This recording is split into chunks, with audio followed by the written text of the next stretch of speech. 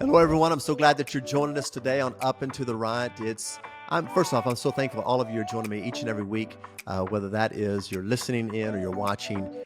Take time just to share this with others, especially today's conversation, because I am excited to have with me Chet Pete. Chet is a friend, and so Chet, good to have you with me today on Up and to the Right. Absolutely. Thank you for having me. I think we're beyond friends now. This feels like family.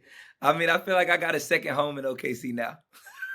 Well, we feel that way too. Not only you have brought incredible word and blessing to us here as far as ministering the word, but the friendship, Yeah. spending time together, pouring into our staff. And you're going to do it this time when you come down. You're going to spend time with our staff and pour into them. And then also, sometimes we kind of share the highs and lows of life. And that Yeah. really, I think, is probably the thing that bonds people together more than anything else. Yeah. And I mean, again, I want to thank you in this platform. I try to, whether it's a phone call or text, or even when I'm there on the platform, to be able to just share the impact that you've had on our lives, just being available, a resource. When God gives you access to the wealth of knowledge and the experience that you have in ministry, with the heart of compassion and love that you have, it's not fair, and I don't take that for granted. And so, anytime you call, there's a few phone numbers that, like, when you look at your phone, it's like, oh, what do you need? I'm there, and it's a reasonable way to just show some appreciation for all that you've been, and support for me and my family. Well, we love you very much. You've been a blessing. Hey, just tell me a little bit about your family. Tell what's going on Yeah, with your family right now, and give us yeah. give us a little bit of insight. Some of the folks that are listening have heard you on stage preaching, and they've seen the family pictures. But maybe give us a little bit more about what's going on. Dude, And I call your boys. They're no longer boys. They're 4 or 5 inches taller than me. They're young men. yeah. So me and my wife Whitney, just celebrated 16 years. Just celebrated our 16-year anniversary. And yeah, Whitney's amazing. I tell everybody that Whitney is the favorite Pete to everybody. Like, there's me and the twins, our two boys. We are her background dancers, her background singers, whatever you want to call it. Whitney gets the spotlight as the woman, the queen of Yeah. the house. And yeah, we have identical twin boys, 12 years old. And as you said, they're tall. They're tall. If they keep growing at this rate, I'm telling you, we're either they're gonna take us to the NBA, maybe be playing for the Thunder one day, or something. They love basketball, but I think they're 5'10". I think they're 5'10" at 12 years old. They're Yeah, yeah. already grabbing the rim, and they got some skills. So I pray for their knees, no sprained ankles, no, no, you know what I mean, no knee joint pains. Like, let's keep them healthy, and bigger than that. I mean, it's cool to be able to be raising them in church, and they love what we're doing, love what they get to be a part of, and it's just a fun time. It's a full season, full season for us. We got a lot going on, with basketball and church, and trying to focus on each other and our marriage and all of that. But it's a blessing. It's a blessing. It's a blessing. Yeah. Well, I tell you, you said they're 5'10", but I think because a growing young man, when they're that slim and skinny and they got Yeah. their feet are so huge, and because their body's growing into their feet, they look like they're 6 foot plus tall when you see them. And I remember a year ago when they came in and they went up to North Kids, Hmm. and that's where they should be as an 11-year-old. Yeah. Yeah. And they went in there though, but they were so much taller than all the They're other kids giants. there. They're giants. Just giants. Yep. So that's the family, and then I have the honor and privilege of being a campus pastor, at Elevation Church, as well as over the past few years, I've taken on some more leadership. I get to be on a team, that leads the campuses, and oversee some of our campus pastors and the guest experience side of our ministry. And it's busy, it's full. I think it's a blessing to be in this season where we're aggressively trying to reach more people, always challenging systems and processes, trying to get better. Definitely not in a season where we feel like, hey, we know everything. I mean, I think 2020, 2021 gave everybody an opportunity to reset, and that rebuilding over the last few years, It's been hard, but in some ways it's been fun and, just galvanizing our teams to be able to build. So full life right now, ministry and at home, but we're loving it. We're loving every bit of it.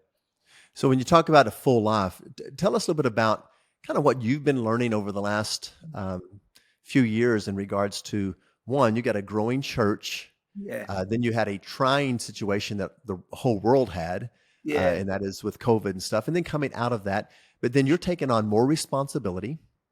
You Yeah. have a growing family with kids that are very active, Yeah. playing sports, school.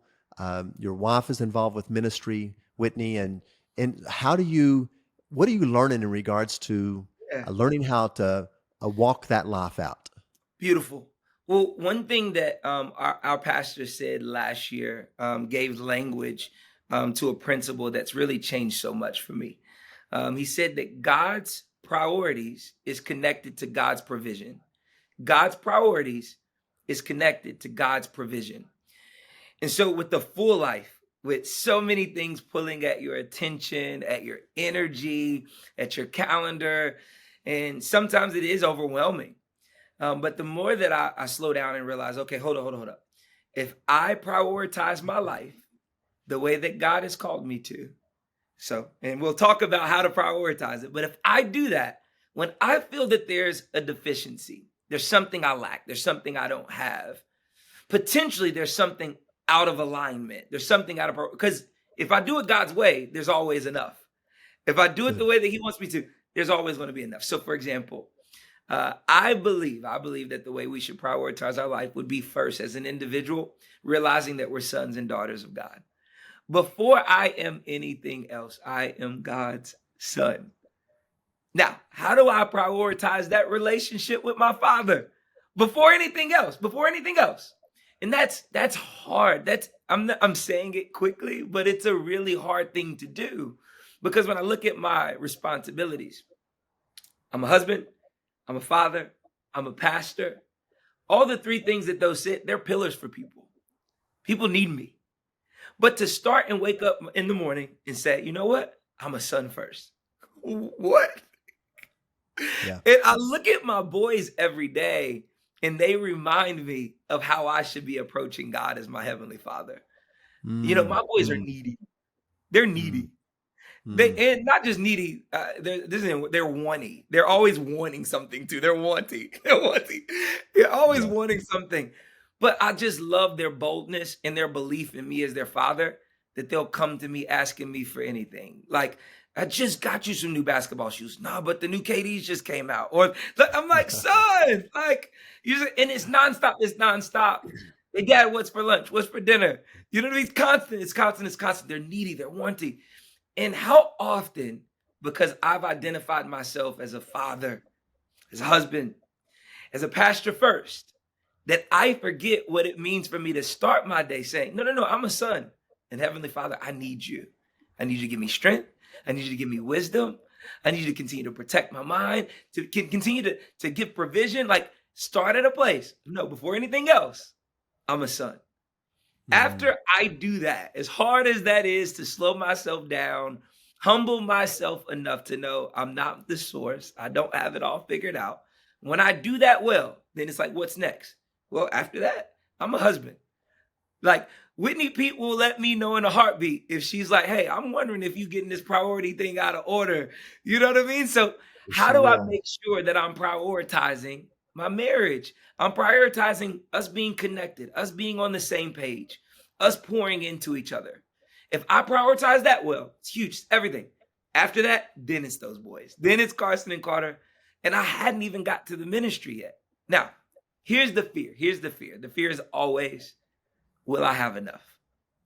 Like, will I have enough? Will I still be able to excel in ministry? Will I be able to excel? Because there might be some business owners that are watching this. They're like, will I be able to excel and continue to scale the business if I prioritize my faith, being a son or daughter of God?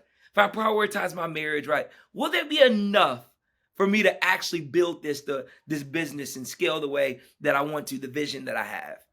The more that I've leaned into this, I've started to experience, oh, there's always enough. It's starting to overflow. God's starting to provide and open up doors and do things that before I would have been asking for or striving to get. And I'm like, oh, this is here. And I'm realizing, no, it's because I prioritize God's way and he did what only he could do and he provided. That's so good. I thought about, when you're talking about how there's always enough, because God is a God of more than enough, Come on. is that Come on. oftentimes it's easy for the scarcity mindset to set into Mhm. us. Yes. And that Yes. begins to drive our decisions. It begins to Mhm. drive us through fear. It begins to Yes. drive us through hanging on to stuff. And instead of realizing that God is a God of abundance, and that if Yes. we're You- fulfilling his purposes and his plans and following Yes. his will and obeying his Yes. way, he's going to meet everything else. He's going to meet 100%. all of our needs according to his riches That's and it. glory. That's it, Pastor. That's it. So I you think. you met, Oh, go ahead, go ahead. go ahead, you go ahead, go ahead. I was just thinking when you said that, I was just thinking about the fact that in this priority and prioritizing, my relationship with God and my family, even before the ministry. That the thing is that my sons, my boys, um, they can't get another dad. like, like they can't get another one. But if something happened and I wasn't at Elevation Church, they'd replace me in a heartbeat. It would not be Yes. now, yes, I think people love me. I think they would miss me. You know what I mean? Whatever. But I believe that within a like just like that, there would be somebody else that can do this. And so what's Yes. beautiful is even when you start digging at it, it's like, well, why does God? Because God understands what the priorities are. If I slow down enough, I realize I'm not smarter than God. Let's just do it his way and it'll be better. And it'll be better. So good. Hey, you referenced Whitney. You said something that you said if I'm missing it, she will speak up and say, "Hey, talk a little bit about learning to listen to Mm, your wife's voice because wow. God speaks. God gave her alongside you. Your two are one. The Yeah. two become one, and 100%. she is a voice of reason, a voice of sense of whatever it may Yes. be in your life to say, hey, remember this. Don't lose track of this.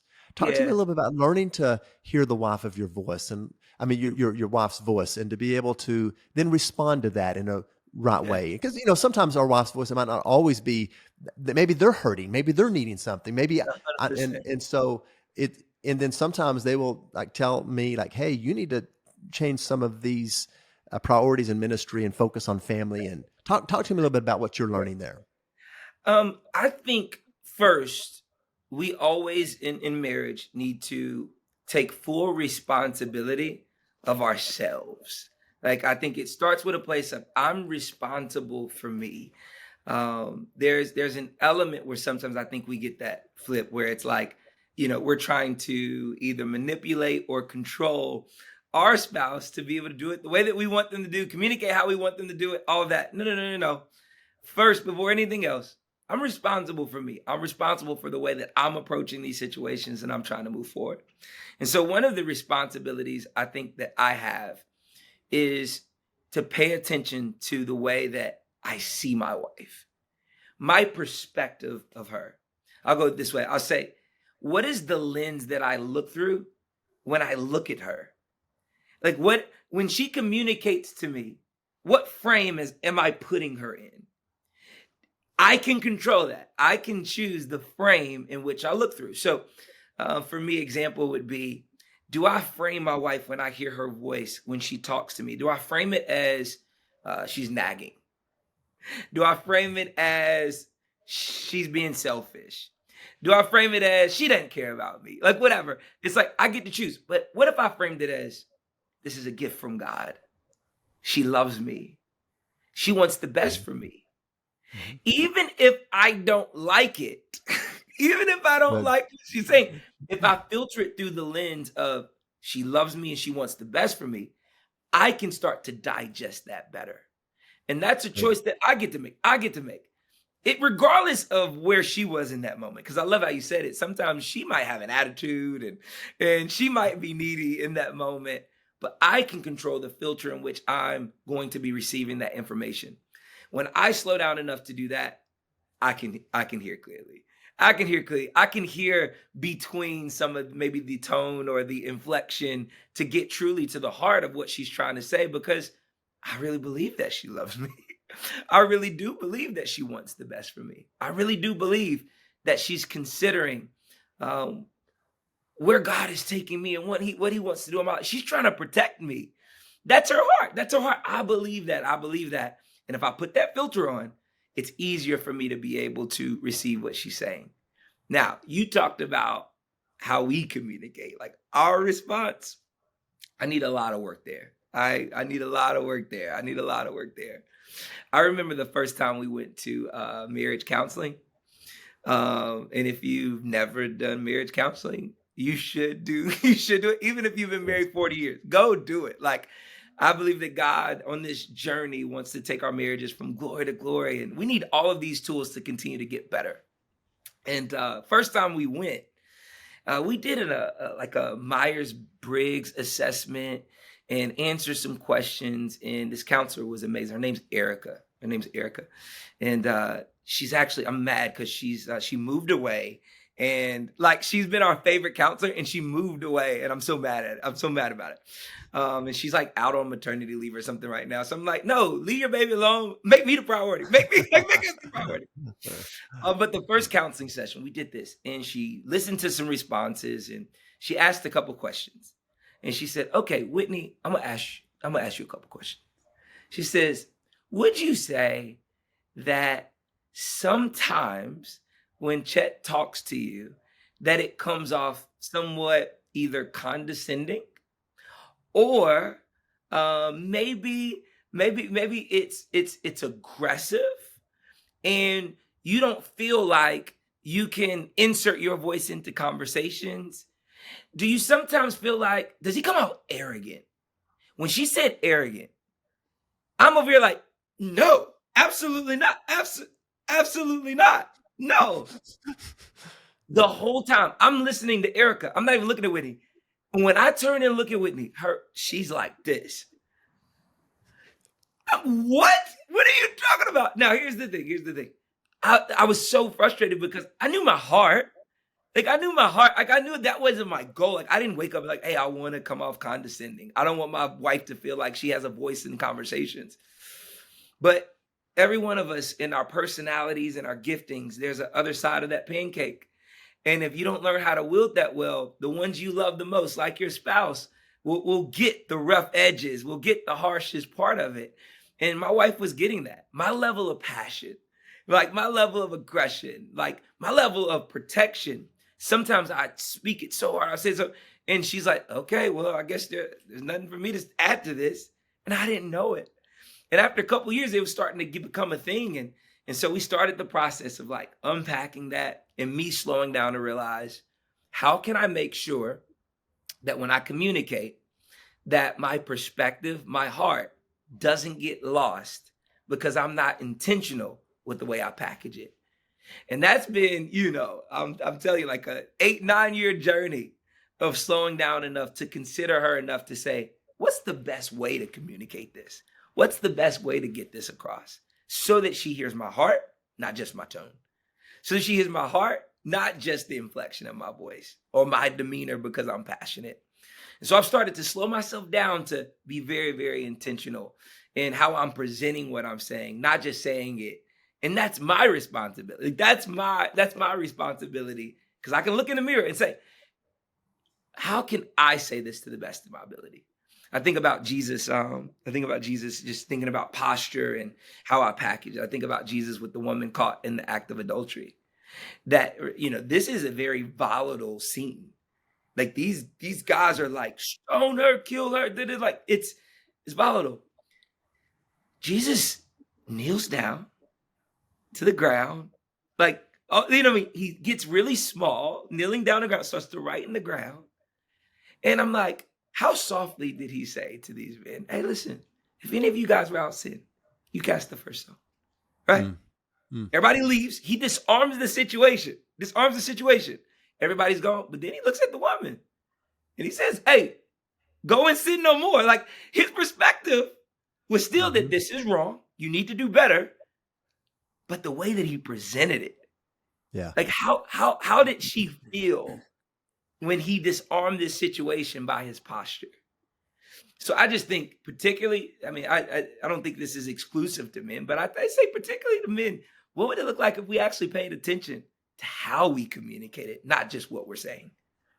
So good. Every relationship is in process, Hmm. and it is the processing the right direction or the wrong direction. Mm, And you made a statement that I think that is so important, how that Jesus disarmed the situation. hmm. And one of the Yes. things that I've learned that I really hadn't been good at, especially with my wife over the years, is disarming when she comes across and I feel like she's questioning me, or she doubts something, or Yeah. she should trust me completely, Mm, or coming across negative in a way. Then beautiful. I actually, instead of disarming that and coming across in a way that's going to be helpful in the moment, sometimes have thrown fuel to the fire. Uh, 100%. and I may have said the right thing, but in the wrong way. Beautiful. Beautiful. And 100%. or I may be calling her out on how she's coming across, and that didn't help either. Versus 100%. Beautiful. versus being Jesus and saying something, or taking a step back and just apologizing and say, hey, and disarming the situation. And then after you disarm the situation, then you can move forward. 100%. 100%. The perspective still came across. Yeah. It didn't change. He could have Yeah. said it 100 different ways, but he took the moment to be able to make sure that the atmosphere was set for it to be received. So good. So good. So when you and your life, and with all that you got going on, your family, your young men growing up, you got your church and life. Talk to me about your own spiritual life. Talk to me about your own time with your father. You talked about you being a son. That's what you got to remember first. So Yeah. talk to me about that. Talk to me about fueling yourself up. Talk to me Beautiful. about what it looks like for you to stay fresh, to stay on fire, to stay rejuvenated, spiritually speaking, in the middle of the stuff that happens. Because not only, and I understand this as a pastor, you're not just Yeah. clocking in and clocking out. You've got Right. a heavy load that's happening all the time, and then people get sick, people die, people have crisis, people have things, and your life is all of a sudden thrown into chaos because of somebody else's chaos. How do you 100%. how do you stay grounded spiritually and growing? Yeah. And I love the way you set it up, because a lot of times people make the excuse because my life's full. You know what I mean? I don't have the time to be able to really engage with God and that sort of thing. And so for me, practically, if we start with Sunday, just Sunday, which is the Super Bowl every day for us, right? Every Sunday, it's like the Super Bowl.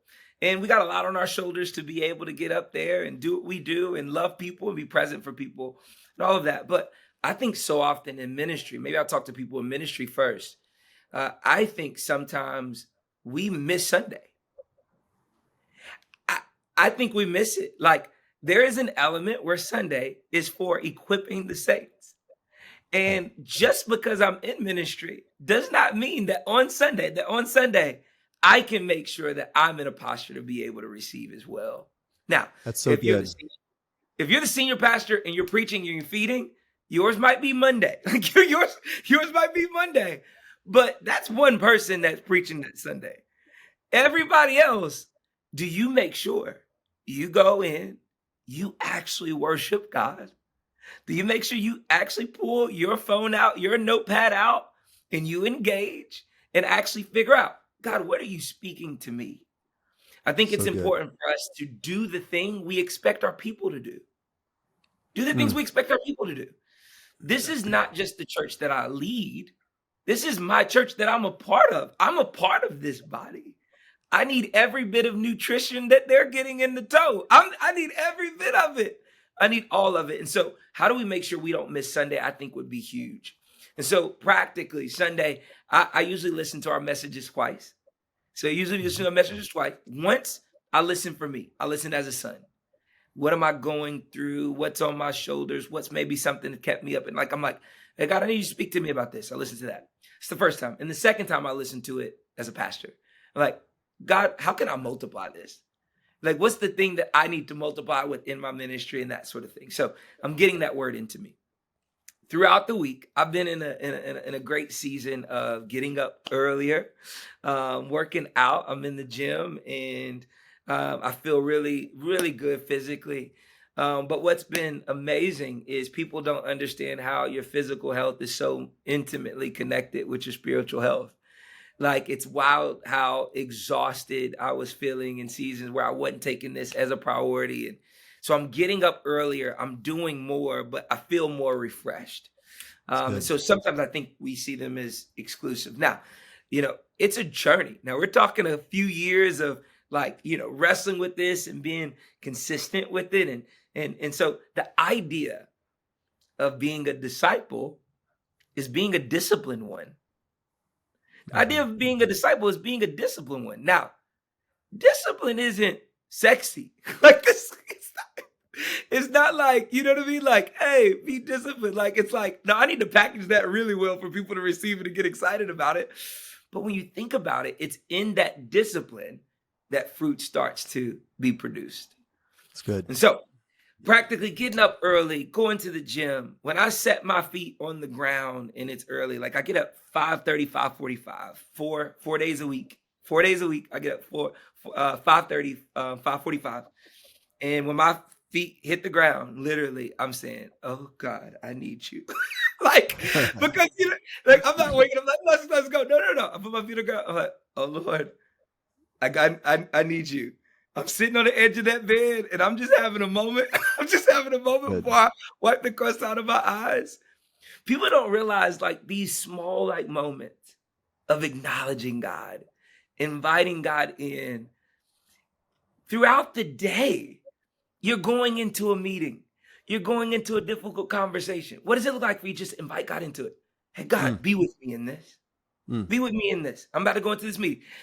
There's not a meeting or I've never been to an experience, a service at North Church where it hadn't been a moment where we invite God into this. You lead us, you guide us. I know I got my ability. I know I got my anointing. I know I studied. I know I prepared and planned, but I'm going to invite God into this. But I Yeah. think people get it with the big moments. But I think people miss it in some of just the, hey, before I'm about to have a conversation with my son. Hey, God, like, give me the words so my son can get this. Let me Yeah. slow down. Like, slow me down. Like, be with me in this. Some of those moments, I think we're leaving on the table. Mm. Like, some of those moments, I think we're leaving on the table. You may be like, hey, listen, Chet, I work third shift. You know what I mean? It's hard. I can't do it that way. Like, no, no, no. How can you find those pockets where you can just connect with God? Outside of that, absolutely, you have to take time to be in God's word. Like, I think it's the wildest thing to be able to constantly be engaging with God through his word. And I love it. I love it because you can look at the same text 100 times and God illuminates something different. And it's like, how did I not see that? You know what I mean? I love it. I love it. And some people miss that because they go to read the Bible just as checking off the box. Like, So I true. did it. I had my God time and I opened up and I did it. I read very slow, like very, very slow. I'm not like a fast reader. Like, no, like I'll say, like, if I'm gonna read through Matthew, like, I might be on chapters 1 and 2 for like a whole week. And it's like, yo, like, are we gonna get through this chapter? And I'm like, well, I'm stuck on this. This is so interesting. Why did this happen? Why did this happen? Did you notice how they said that? What is God trying to say in this? And so Mm. I would just say, like, those, if you're in some type of Bible reading plan, or like, get beyond just checking it off. Try to really slow down enough to be like, what's God speaking? What things can be illuminated? Last thing I'll say about spiritual health would be community, like having people in your life that you can talk to and digest God's word with, that you can see what God is speaking to them, and sometimes there's something that leaps in your spirit. Like, all of those things is so important for us to be able to invite others in. I think the community aspect is significant to us being spiritually healthy.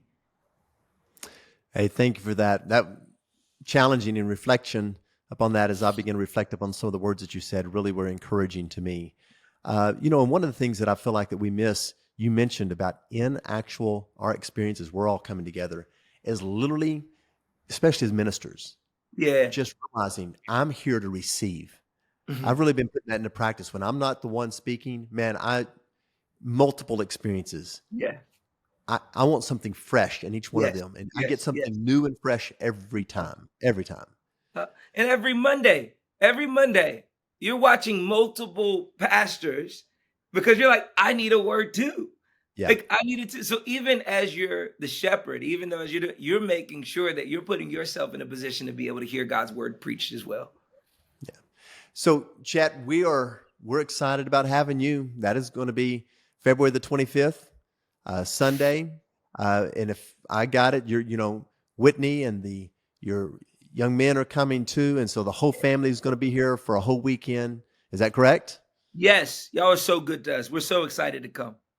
And so we're thrilled about having you. We're looking forward to the word that you're going to bring. It's always you're a favorite around here. We love you very much. Our people are looking forward to you. I'm looking forward to just having some time with you and the family to be able to have you over at the house, sit down, have a meal, enjoy, and Yeah. hopefully you guys get to relax too. It's going to be a great time. Amazing. We're so excited. We're looking forward to it. Thank you for having us. This has been an amazing conversation. Hope it's been helpful. Well, it's been very helpful, and I want you to know thank you for taking time to be with us. And we'll look forward to seeing you here in just a few weeks. And everybody on Up and to the Right, I'm so glad that you joined us. I look forward to seeing you again next week. And let some people know about this great podcast. Share it to others.